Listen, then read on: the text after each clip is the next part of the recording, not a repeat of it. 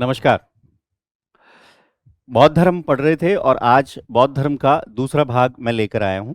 और बौद्ध धर्म के दूसरे भाग में हम बौद्ध धर्म से संबंधित जो शिक्षा है उसकी जानकारी करेंगे। तो आइए शुरुआत करते हैं आज की कक्षा। बौद्ध धर्म के नैतिक सिद्धांत। हमने पिछली कक्षा में देखा कि बौद्ध धर्म में 4 आर्य सत्य हैं: दुख, दुख समुदाय, दुख निरोध गामिनी प्रतिपदा। और इस दुख निरोध गामिनी प्रतिपदा को ही कहा गया है मध्यम प्रतिपदा। और मध्यम प्रतिपदा को कहा गया अष्टांगिक मार्ग: सम्यक दृष्टि, सम्यक स्मृति, सम्यक समाधि, सम्यक व्यायाम, सम्यक कर्मांत, सम्यक आजीव।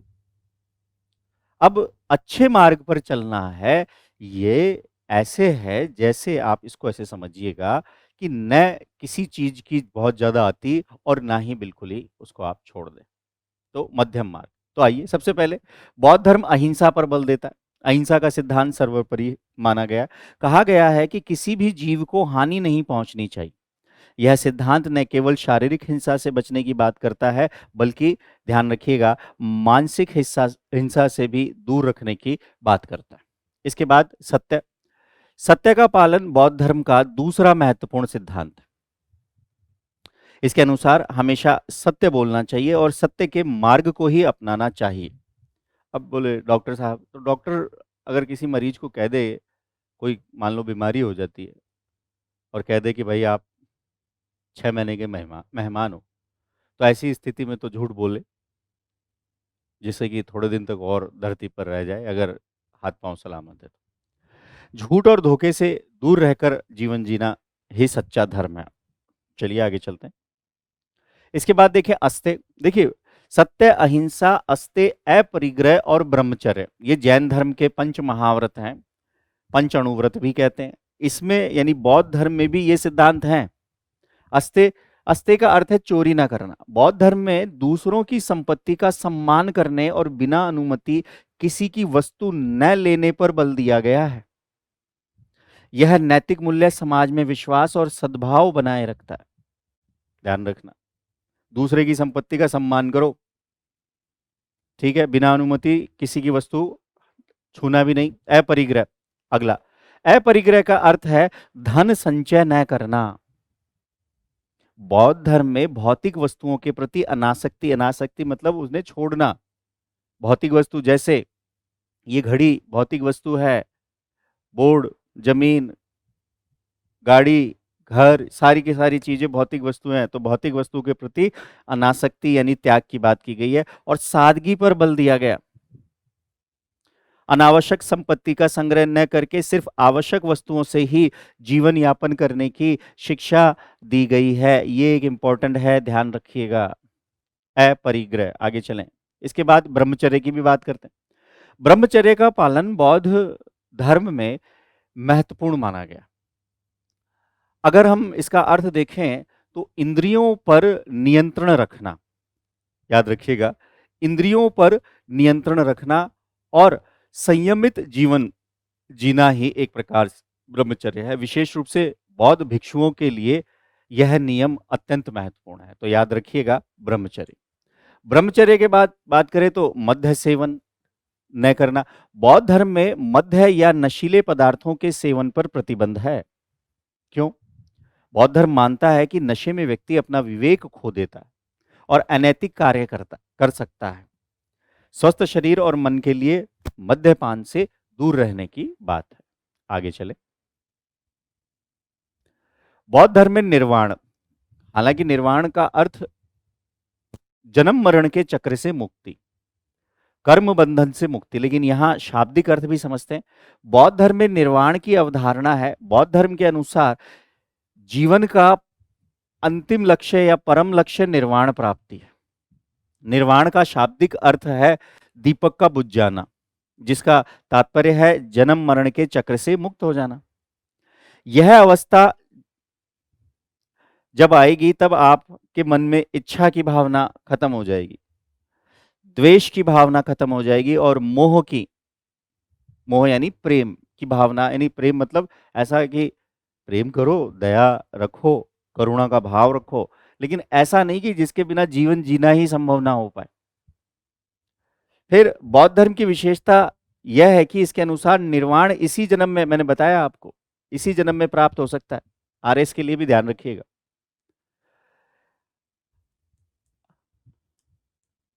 महापरिनिर्वाण जो है वो मृत्यु के बाद ही संभव माना जाता है, और इस निर्वाण की प्राप्ति के लिए अष्टांगिक मार्ग का अनुसरण करना चाहिए। सिंपल सी बात।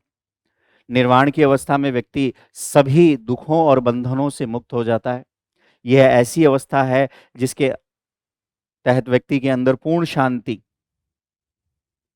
प्रज्ञा, करुणा, प्रज्ञा यानी ज्ञान, करुणा यानी दया का उदय होता है। बुद्ध ने स्वयं 35 वर्ष की अवस्था में बोध गया में निर्वाण यानी ज्ञान की प्राप्ति की थी। ये फोटो से भी आप देख सकते हैं। चलिए आगे चले। आरएस में पूछे 15 शब्द, 50 शब्द, तो आपके पास आंसर है, बाकी तो है ही। बौद्ध दर्शन की मुख्य विशेषता देखिए, यह भी प्रश्न बन सकता है, क्षणिकवाद किस धर्म से संबंधित है? तो क्षणिकवाद बौद्ध धर्म से संबंधित है। क्या बौद्ध धर्म कर्मवाद में विश्वास करता है? बोले हाँ, बौद्ध धर्म कर्म में भी विश्वास करता है। क्षणिकवाद, बौद्ध दर्शन क्षणिकवादी है। इसके अनुसार संसार में सब कुछ क्षणभंगुर है। सब कहते हैं ना मेरा है, मेरा है, सब नष्ट होगा साहब। बौद्ध धर्म ऐसा है, निरंतर परिवर्तनशील है। कोई भी वस्तु या अवस्था स्थायी नहीं है, परमानेंट नहीं है। ध्यान रखिएगा, यह सिद्धांत अनित्य के नाम से भी जाना जाता है। तो क्षणिकवाद को याद रखिएगा, किस नाम से भी जानेंगे? अनित्य के नाम से भी जानेंगे। नेक्स्ट, कर्मवाद। बौद्ध दर्शन कर्मवादी है साहब। यहां कर्म का आशय कायिक, वाचिक और मानसिक चेष्टाओं से है साहब। बोलने की बात, मन की बात, यानी मानसिक रूप से आप कैसा सोच रहे हो वो भी तो कर्म ही है। और जैसा आप सोचोगे वैसा बोलोगे, और जैसा बोलोगे वैसा करोगे। चाणक्य ने कहा है, जिस व्यक्ति की विचारधारा स्वच्छ है उसके कर्म स्वच्छ होंगे, और जिसके कर्म स्वच्छ होंगे उसका चरित्र स्वच्छ होगा, और जिसका चरित्र स्वच्छ होगा वो एक श्रेष्ठ व्यक्ति बनेगा। कर्मवाद जीवन के चक्र को निर्धारित करता है। आगे चलते हैं। फिर बौद्ध दर्शन की अन्य विशेषताएं हैं, जैसे अनीश्वरवाद। देखिए, 4 वेद हैं। वेद ऋग्वेद, यजुर्वेद, सामवेद और एक है अथर्ववेद। इन तीनों को सम्मिलित रूप में कहा जाता है त्रयी। तो यह भी सवाल ध्यान रखिएगा कि त्रयी में कौन शामिल नहीं है? अथर्ववेद, और सबसे लोकप्रिय है अथर्ववेद, अथर्वा और अंगिरस ऋषि के द्वारा। वेदत्रयी ऊपर के 3 को कहते हैं। जो विचारधारा, ध्यान रखना, अब जो विचारधारा वेदों में विश्वास नहीं करती है उस विचारधारा को कहेंगे अनीश्वरवादी। तो बौद्ध धर्म अनीश्वरवादी है। सर्वशक्तिमान ईश्वर की कल्पना नहीं की गई है। बुद्ध ने ईश्वर के अस्तित्व पर चर्चा को अनावश्यक माना है और व्यक्तिगत प्रयास पर बल दिया। बुद्ध कहते थे, कोई उनके पास जाता तो मुझे ये दुख है, मुझे ईश्वर कैसे मिलेगा? बोले ईश्वर थोड़ा दुख दूर करेगा, दुख दूर करेंगे आपके कर्म, आपकी विचारधारा। और जब आपकी कर्म और विचारधारा ठीक रहेगी तो ऑटोमेटिक रास्ते क्लियर होते जाएंगे, दुखों से मुक्ति मिल जाएगी। इसलिए ईश्वर की कल्पना नहीं करते, और यही वजह है कि कर्मों की वजह से ही ये पुनर्जन्म की बात करते हैं। देखो, पुनर्जन्म, बौद्ध धर्म पुनर्जन्म में विश्वास करता है। इसके अनुसार जब तक व्यक्ति निर्वाण प्राप्त नहीं कर लेगा, निर्वाण का मतलब मैंने अभी समझा दिया, तब तक वह जन्म मरण के चक्र में बंधा ही रहता है। कर्म के अनुसार ही अगला जन्म निर्धारित, कर्म के अनुसार ही अगला जन्म निर्धारित होता है। तो पुनर्जन्म की अवधारणा में विश्वास करता है। अनात्मवाद, बौद्ध धर्म अनात्मवादी है। बौद्ध धर्म अनात्मवादी है। इसमें स्थायी आत्मा के अस्तित्व को नकारा गया, बोला आत्मा नहीं है होती। ठीक है। इसके बाद एक शाखा ने आत्मा को माना। मानव व्यक्तित्व पंच स्कंदों रूप, वेदना, संज्ञा, संस्कार और विज्ञान से निर्मित। दर्शन शास्त्र से संबंधित है, ध्यान रखिएगा। अनात्मवाद याद रखिए, केवल बौद्ध धर्म अनात्मवादी है। तो 3 पॉइंट यहां पर हैं, 2 पॉइंट यहां पर हैं, तो 5 पॉइंट क्षणिकवाद, कर्मवाद, अनीश्वरवाद, पुनर्जन्म, और अगर देखें तो अनात्मवाद। ठीक है, आगे चले। बौद्ध संघ, बौद्ध संघ जो था, देखिए बौद्ध धर्म में आपको त्रिरत्न मिलेंगे। त्रिरत्न, त्रिरत्न कौन कौन से होते हैं? तो त्रिरत्न है बुद्ध, धम्म और संघ। त्रिरत्न कौन कौन से हैं? बुद्ध, धम्म और संघ। अब बुद्ध तो महात्मा बुद्ध हो गए। धम्म,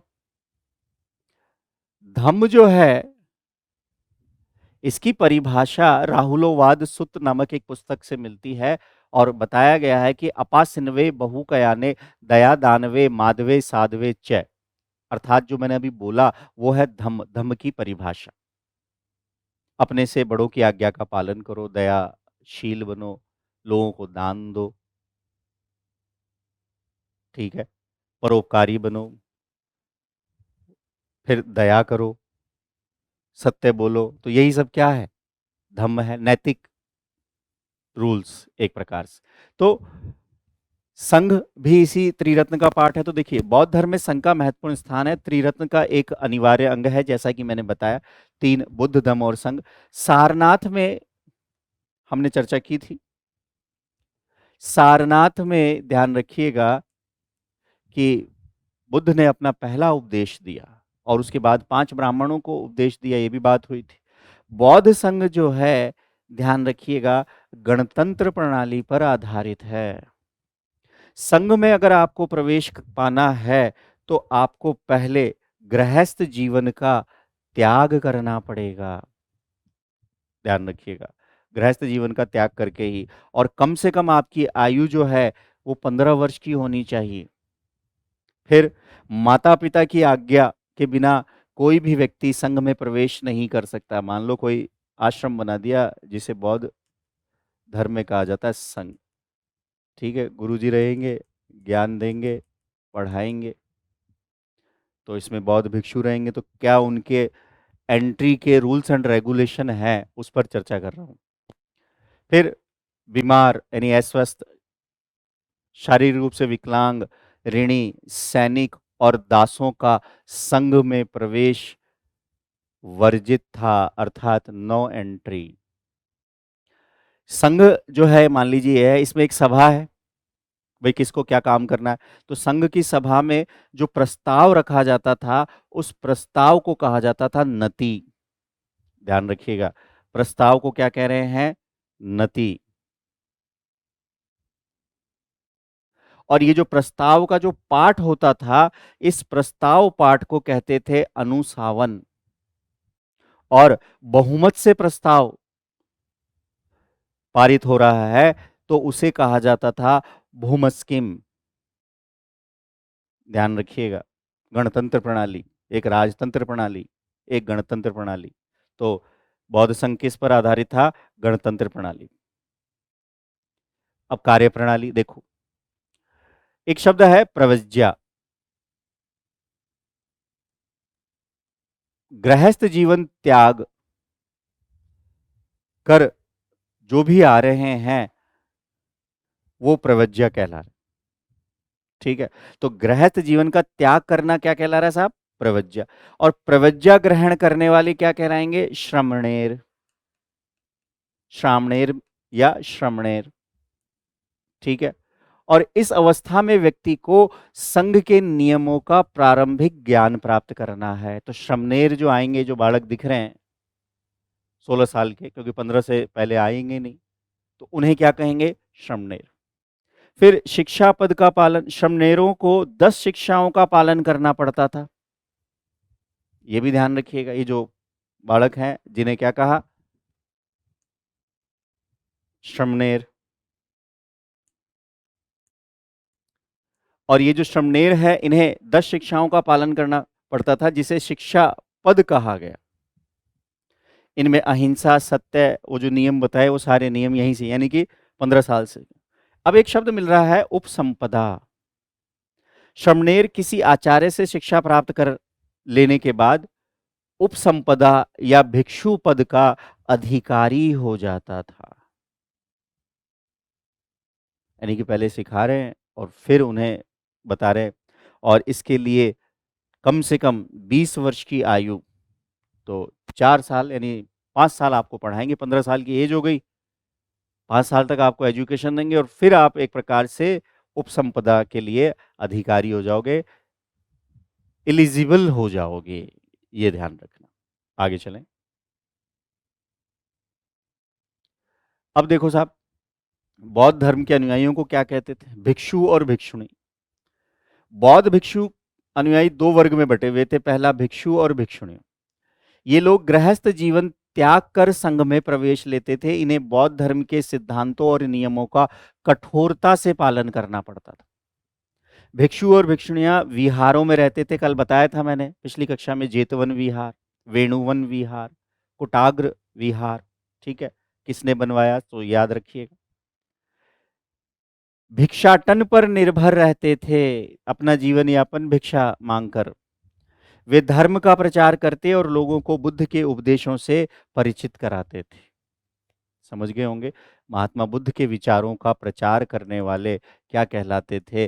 भिक्षु और भिक्षुणी कहलाते। दूसरा वर्ग है उपासक उपासिकाएं। अब भाई, हर कोई गृहस्थ जीवन त्याग नहीं सकता, तो दूसरा वर्ग गृहस्थ जीवन में रहकर ही बौद्ध धर्म को मानने वाले थे। ये पंचशील का पालन करते थे और संघ को दान देकर उनका समर्थन करते थे। उपासक उपासिकाएं बौद्ध धर्म के प्रचार में महत्वपूर्ण भूमिकाएं निभाते थे। दैनिक जीवन में बौद्ध सिद्धांतों का पालन करके समाज में धर्म का प्रसार करते थे। ऐसे ही तो फॉलोवर हुए। अब बात करते हैं बौद्ध संगीति की। संगीति का मतलब है कॉन्फ्रेंस। तो टोटल ध्यान रखिएगा, 4 बौद्ध संगीतियों का आयोजन हुआ है जहां पर विचार विमर्श होगा। तो एक छोटी सी कथा है यहां पर। बौद्ध संगीति में पहले आनंद को नहीं बुलाया जा रहा है। आनंद को निर्वाण की प्राप्ति नहीं हो रही, और आनंद प्रिय शिष्य, आनंद ने निर्वाण की प्राप्ति नहीं की और महात्मा बुद्ध की मृत्यु हो जाती। तो जो निर्वाण की प्राप्ति कर चुके वही बौद्ध संगीति में आएंगे। तो बोला, आनंद को जितनी नॉलेज है उतनी नॉलेज तो किसी को ही नहीं है। और पहली बौद्ध संगीति का आयोजन 483 यानी महात्मा बुद्ध की मृत्यु के तुरंत बाद ही होता है साहब। तो फिर कहा जाता है कि आनंद ने निर्वाण की प्राप्ति की और निर्वाण की प्राप्ति करने के बाद फिर यहां पर आते हैं। तो पहली बौद्ध संगीति कहां पर आयोजित की जा रही है? तो पहली बौद्ध संगीति याद रखिएगा, राजगृह, राजा के घर, ऐसे याद कर ले। और पहली बौद्ध संगीति का राजा जो था वो था अजातशत्रु। हर्यक वंश, शिशुनाग वंश, नंद वंश और मौर्य वंश।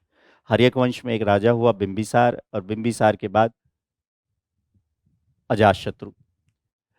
दो प्रमुख शिष्य, देखो आनंद और उपाली भी उपस्थित थे, मैंने अभी आपको बताया आनंद के बारे में। बौद्ध शिक्षाओं का संकलन हुआ और बौद्ध धर्म के 2 पिटक, याद रखिएगा पिटक, पिटक का अर्थ होता है टोकरी। त्रिपिटक हैं, सुत्त पिटक, विनय पिटक और अभिधम पिटक। तो बौद्ध संगीति और पहली बौद्ध संगीति 483 ईसा पूर्व में आयोजित हो रही है, राजगृह में हो रही है। राजगृह में एक गुफा है, सप्तपर्णी गुफा। राजा जो थे अजातशत्रु थे, आनंद और उपाली दोनों उपस्थित थे, और यहाँ सुत्त और विनय पिटक की रचना हुई है। इन 2 पिटक। आगे चलें। अब साहब 100 साल बाद, 100 ईयर्स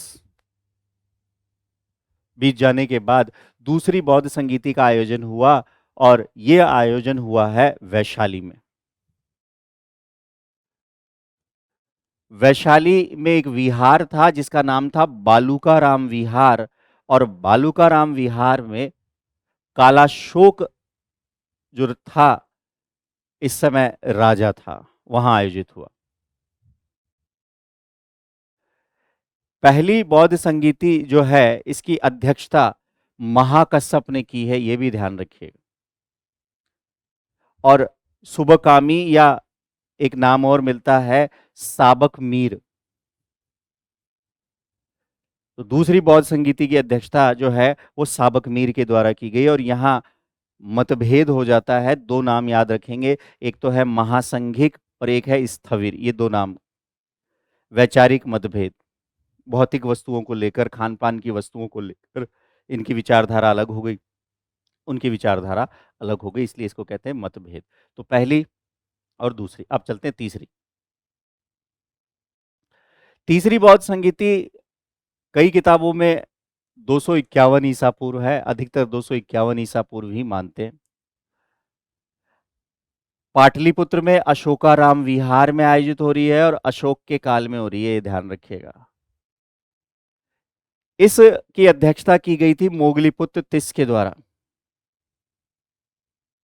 मोगलीपुत्र तिस ने अध्यक्षता की है। और यहां पर एक चीज ध्यान में रखने की आपको आवश्यकता है कि यहां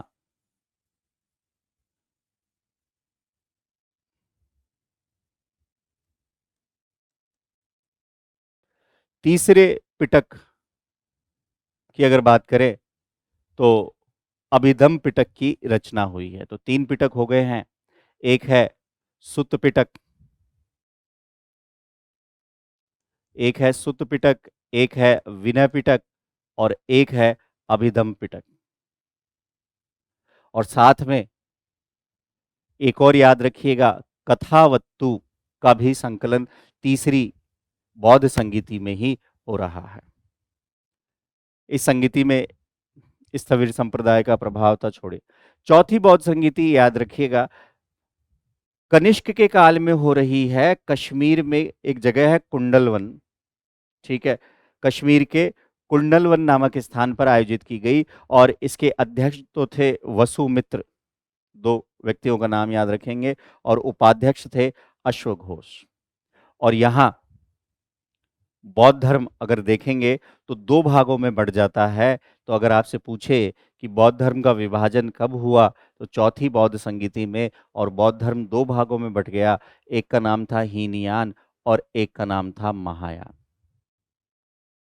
चार बौद्ध संगीतियां आपको ध्यान रखनी। आगे चलते, अब बौद्ध धर्म के संप्रदाय भी देख लेते हैं साहब। चौथी बौद्ध संगीति के समय बौद्ध धर्म स्पष्ट रूप से हीनयान और महायान नामक दो संप्रदायों में बट गया। हीनयान में वस्तुतः स्थिरवादी, ये पहले से ही चल रहा था, दूसरे से ही लड़ रहे थे। और महायान में महासांगिक थे। तो देखो हीनयान क्या कह रहे, हीन का मतलब होता है निम्न मार्ग, इसे श्रावक यान भी कहते हैं, ठीक है। इन्होंने कहा कि हम बौद्ध धर्म के प्राचीन आदर्शों को ही मानेंगे, परिवर्तन नहीं करेंगे। जो महात्मा बुद्ध ने वास्तव में कहा हम उसी को फॉलो करेंगे। और कहा कि महात्मा बुद्ध भगवान नहीं थे, ये तो महापुरुष थे। तो इन्होंने भगवान नहीं माना बुद्ध को और महापुरुष माना। और यही वजह है कि इन्होंने मूर्ति पूजा भी नहीं किया। उधर अगर उधर देखें तो महायान, महायान जो है इसका शाब्दिक अर्थ है उत्कृष्ट मार्ग। इसमें बोधिसत्व की अवधारणा है, इसलिए इसको बोधिसत्व यान भी कहते हैं। मतलब कि बुद्ध के बाद जो भी प्रधान शिष्य थे उनको निर्वाण प्राप्त हो गया, और बुद्ध के समान ही आगे चलकर कुछ लोग आए जिन्हें बोधिसत्व कहा गया।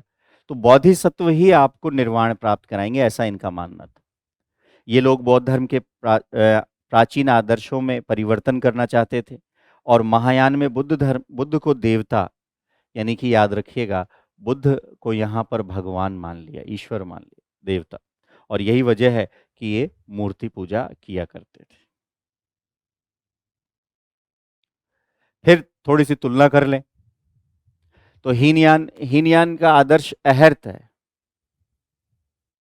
जो कि व्यक्ति अपनी साधना से निर्वाण प्राप्त करेगा, उसे अहर्त कहते हैं। यानी खुद ही काम करना है साहब। मैंने बताया भाई, सीधी सी बात है, जब आप ईश्वर को नहीं मान रहे तो पहले आप ज्ञान प्राप्त करो, बौद्ध धर्म में आओ, 15 से लेकर 20 वर्ष, फिर आप अपना जीवन जियो। गृहस्थ रह के भी उपासक बन सकते हो। फिर आदर्श बोधिसत्व महायान का है, इनका क्या है, अहर्त है, तो दोनों का अलग अलग है, ध्यान रखिए, बता भी दिया। बोधिसत्व मोक्ष प्राप्ति के बाद दूसरे प्राणियों की मुक्ति का निरंतर प्रयास करते हैं। महायान पर सेवा तथा परोपकार पर बल दिया गया है, तो सेवा और परोपकार की बात की जाती है। साहित्य, हीनयान के ग्रंथ जो हैं पाली भाषा में है और इनका प्रचार दक्षिण भारत, श्रीलंका, बर्मा, थाईलैंड में हुआ। महायान, महायान के जो ग्रंथ है संस्कृत भाषा में है, चीन, जापान, अफगानिस्तान ऐसी जगहों पर महायान संप्रदाय। आगे चले। अब इन दोनों की कुछ विशेषताएं अगर देखें हीनयान और महायान की, तो आपके सामने है।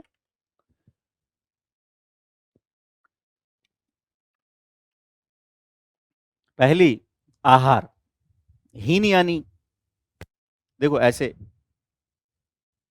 हीनयानी जो थे ये मांस खाना वर्जित, बोले नॉनवेज नहीं, शाकाहारी भोजन ही अनिवार्य था, जबकि महायान में ऐसा कोई प्रतिबंध नहीं था। हीनयानियों का कोई तीर्थ नहीं है साहब, महानियों के 4 तीर्थ है, मूर्ति पूजा करेंगे। तो पहला है लुम्बिनी, बौद्ध गया, सारनाथ और कुशीनगर। लुम्बिनी, जन्म हुआ, बौद्ध गया, ज्ञान की प्राप्ति, पहला उपदेश और महापरिनिर्वाण, तो याद रखिए। चले, बोधिसत्व, देखो साहब इसको भी समझ लो। महायान का आदर्श ही क्या है, बोधिसत्व है। बोधिसत्व ऐसे व्यक्ति हैं, ध्यान रखिएगा, जो निर्वाण प्राप्त कर चुके हैं, जो निर्वाण प्राप्त कर चुके हैं और अन्य लोगों को निर्वाण में सहायता करने के लिए आते हैं, और ये मानव और पशु रूप में हो सकते हैं। जैसे अवलोकितेश्वर, ये बोधिसत्व प्रधान बोधिसत्व हैं। इन्हें पद्म पाणि कहा गया और हाथ में इनके कमल होता है और इनका प्रधान गुण है दया। परोपकार की बात की है, करुणा के प्रतीक के रूप में पूजे जाते हैं और संकट में सहायता के लिए जाने जाते हैं। दूसरा है मंजूश्री बोधिसत्व। मंजूश्री की बात करें तो इनके एक हाथ में खड्ग और दूसरे हाथ में किताब।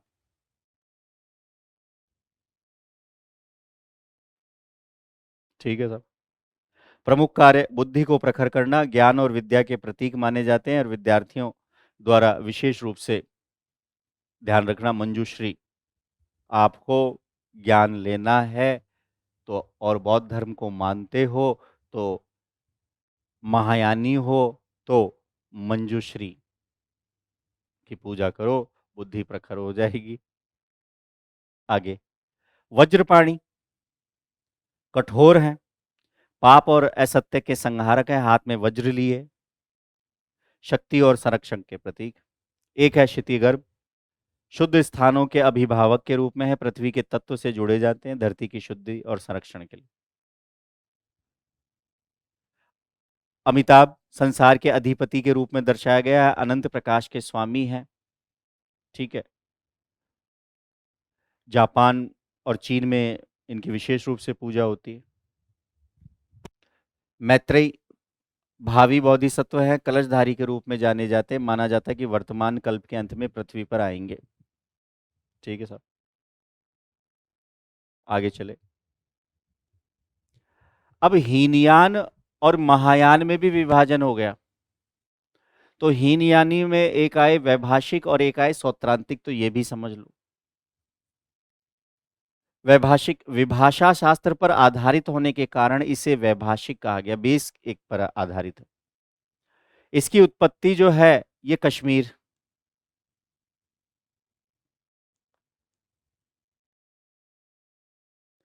वैभाषिक चित्त तथा बाह्य जगत के अस्तित्व को स्वीकार करता है, चित्त और बाह्य जगत, बाद में कभी बात करेंगे विस्तार से जब भक्ति सूफी पढ़ेंगे तब।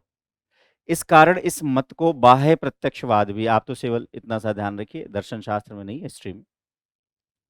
और मुख्य रूप से चार आचार्य है, जिसमें वसुमित्र का नाम विशेष रूप से आपको ध्यान रखना है, एक बुद्धदेव, धर्मतात्र और एक घोषक।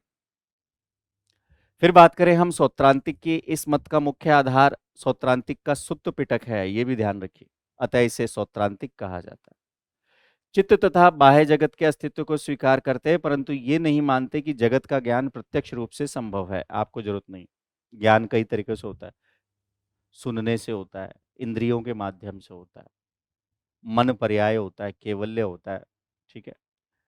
बाह्य जगत की वस्तुओं का जो हम अनुभव करते हैं वे हमारे मन के विकल्प हैं।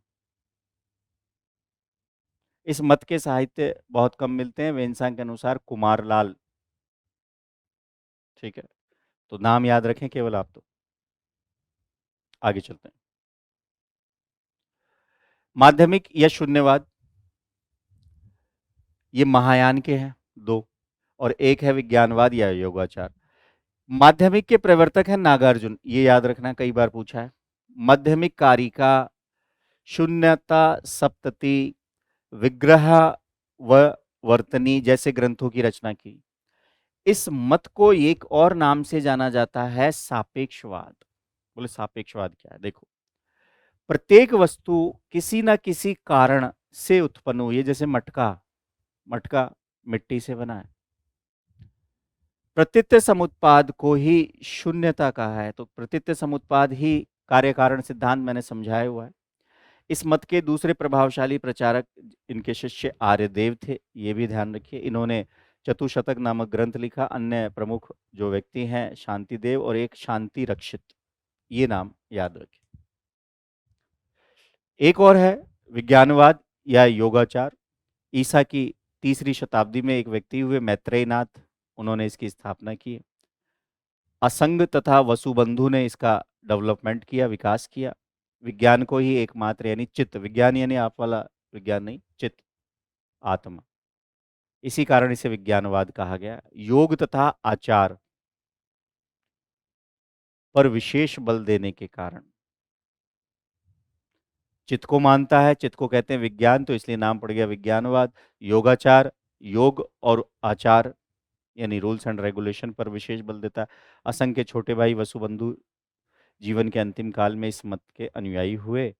उन्होंने अपनी पुस्तक विज्ञप्ति मात्रता सिद्धि में योगाचार की व्याख्या की है, फर्स्ट ग्रेड के लिए जरूरी है। आगे चलते हैं। अब हीनयान और महायान के बाद एक याद रखिए, वज्रयान। छठी शताब्दी में वज्रयान, इनकी देवी का नाम याद रखेंगे तारा। और ध्यान रखिए, मूलतः बंगाल बिहार में प्रचलित था और जादू टोना, कर्मकांड से संबंधित। फिर कालचक्रयान, ये 10वीं शताब्दी में है, ठीक है। 10वीं शताब्दी में वज्रयान से ही कालचक्रयान की उत्पत्ति हुई है। मंजूश्री को इसका प्रवर्तक माना जाता है। सर्वोच्च देवता कालचक्र थे। इस संप्रदाय में मानव शरीर को ब्रह्मांड का प्रतीक माना जाता है, जरूरत नहीं है, ध्यान रखें। फिर कालचक्र तंत्र और विमल प्रभा टीका इस संप्रदाय के दो ग्रंथ हैं, और विशेष रूप से तिब्बत, चाइना, तिब्बत, इधर भी जादू टोना होता है जी। एक है सहजयान, बंगाल में इसकी स्थापना होती है, इतना सा ध्यान रखें। जटिल तांत्रिक अनुष्ठानों के स्थान पर सरल और सहज साधना पर बल दिया, तो वज्रयान का विरोधी है, ठीक है। आगे चलते। आचार्य जरूरत नहीं है, फिर भी अगर आप पढ़ लीजिएगा नाम से।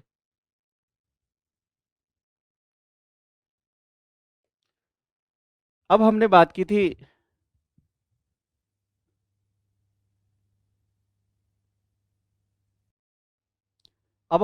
थी बौद्ध धर्म के चार आर्य सत्य की, पिछली कक्षा में।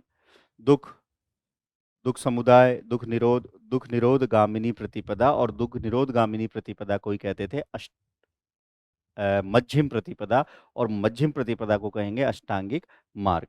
देखो, ये देखो, सम्यक दृष्टि, सम्यक संकल्प, सम्यक वाणी, सम्यक कर्मान, सम्यक आजीव, सम्यक व्यायाम, सम्यक स्मृति और सम्यक समाधि। 8 हैं, केवल याद रखने, समझा चुका हूं पहले मैं। अब अष्टांगिक मार्ग जो हैं ये 3 भागों में है, प्रज्ञा, शील और समाधि। प्रज्ञा का मतलब होता है ज्ञान। तो प्रज्ञा में 2।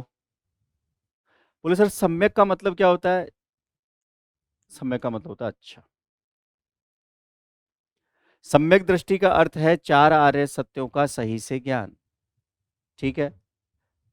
सम्यक संकल्प का अर्थ है त्याग, अहिंसा और प्रेम का संकल्प लेना। तो 2 इसमें शामिल है।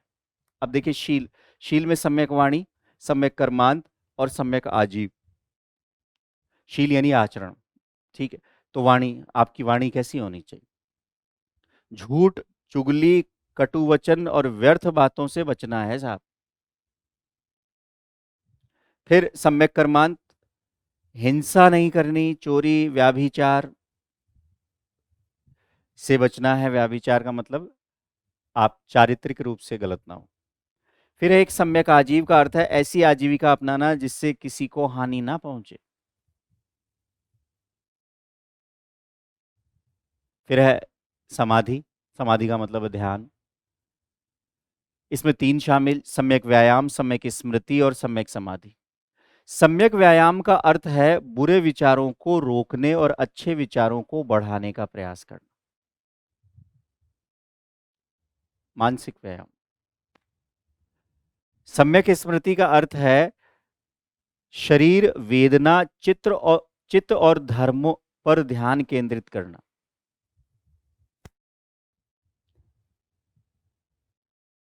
और लास्ट में सम्यक समाधि का अर्थ है चित्त की एकाग्रता, यानी कि ध्यान। आगे चले। फिर प्रतीत्य समुत्पाद। तो प्रतीत्य समुत्पाद मैंने आपको बताया हुआ है, कार्य कारण का सिद्धांत है पिछली कक्षा में, ये यहां भी आ गया। और लास्ट में त्रिपिटक। तो बौद्ध धर्म के त्रिपिटक याद रखिएगा, एक है सुत्त, एक है विनय और एक है अभिधम। बुद्ध के उपदेश और प्रवचन। ठीक है। बौद्ध धर्म के सिद्धांत और दर्शन का मुख्य स्रोत। अब ये 5 भागों में है, ये भी ध्यान रखिए। दीर्घ निकाय, मध्यम निकाय, संयुक्त निकाय, अंगुत्तर निकाय और खुद्दक निकाय पुस्तक है। इस अंगुत्तर निकाय में 16 महाजनपदों का उल्लेख मिलता है। एक तो सूत्र पिटक, फिर है विनय पिटक। बौद्ध भिक्षु, और भी समझाया आज मैंने, और भिक्षुणियों के लिए आचार संहिता, रूल्स एंड रेगुल, जैसे चुनाव के दौरान आचार संहिता लग जाती। संघ के नियम, भिक्षुओं के आचरण संबंधी नियम और अनुशासन के नियम शामिल है, और ये भी 5 खंड में है। पाराजिक, पाचित्य, महावग, चुल्वग और परि। फिर है अभिधम पिटक, गहन विश्लेषण प्रस्तुत करता है किसका? बौद्ध दर्शन का, महात्मा बुद्ध के विचार, बौद्ध संघ के नियम और बौद्ध धर्म के दार्शनिक विचारों की जानकारी कहाँ से मिलती है? त्रिपिटक से मिलती है। तो बौद्ध धर्म में त्रिपिटक है। मनोविज्ञान, तर्कशास्त्र, आध्यात्म से संबंधित विषयों पर चर्चा की गई है। 7 ग्रंथ हैं, धम्म संगणी, विभंग, धातु कथा, पुग्गल पच्चती, कथावत्तु, देखो बताया मैंने, रचना हुई है इसकी, यमक और पट्टान। तो ये थे बौद्ध धर्म के त्रिरत्न। ये वाली क्लास यहीं तक, फिर मिलते हैं, तब तक के लिए धन्यवाद।